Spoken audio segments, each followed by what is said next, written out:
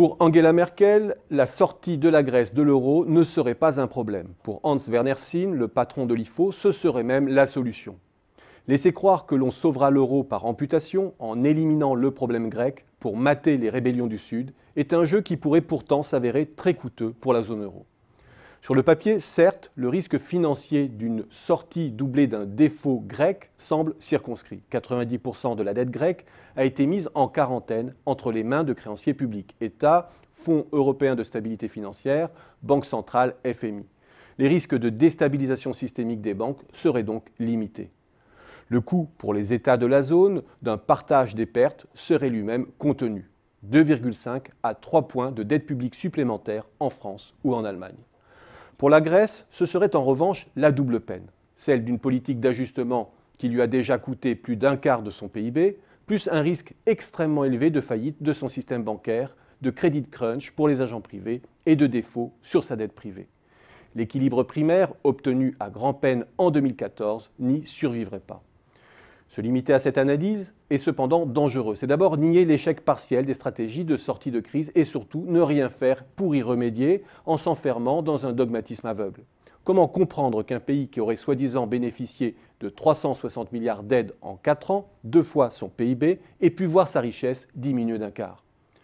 La Grèce a certes bénéficié de 227 milliards de prêts des institutions publiques, plus 100 milliards de décote de ses dettes en 2011, et 28,1 milliards d'aides à venir du FESF et du FMI d'ici février si les conditions sont réunies.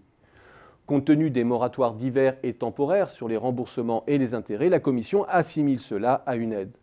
Mais qu'en est-il du côté grec?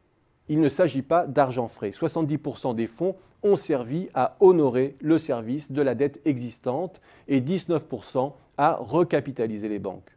1. Les aides n'irriguent pas l'économie réelle. 2. Elles protègent avant tout les créanciers de la Grèce dans une sorte de jeu à la Ponzi. 3. Elles imposent des conditions encore plus pénalisantes que celles d'une sortie de l'euro en 2012. La Grèce doit s'autofinancer et pressuriser sa population, comme dans le cas où elle aurait fait défaut, mais elle n'est pas libérée à terme de ses obligations de remboursement et ne bénéficie pas d'une flexibilité du change. Résultat, le potentiel de croissance est tellement affaibli que la Grèce ne réunit toujours pas les conditions d'une solvabilité à long terme. Cet échec de la Troïka et l'aveuglement qui l'accompagne rappellent que la zone euro ne pourra jamais fonctionner sans transferts interrégionaux et que le blocage allemand conduit toute la zone dans l'impasse. Prétendre ensuite sauver l'euro en évacuant le problème grec, c'est détruire toute la confiance bâtie à grand-peine autour de la devise européenne et décrédibiliser les institutions bâties autour d'elle.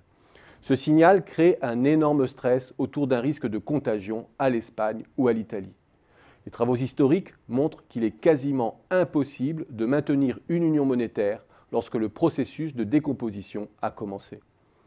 On ne peut que s'interroger au final sur le désir plus profond de l'Allemagne de sortir elle-même du jeu. C'est enfin attiser la crise démocratique européenne, d'ingérence en chantage et soutien à des partis népotiques au lourd bilan. Les institutions européennes compromettent leur légitimité et attisent jour après jour les risques sociopolitiques.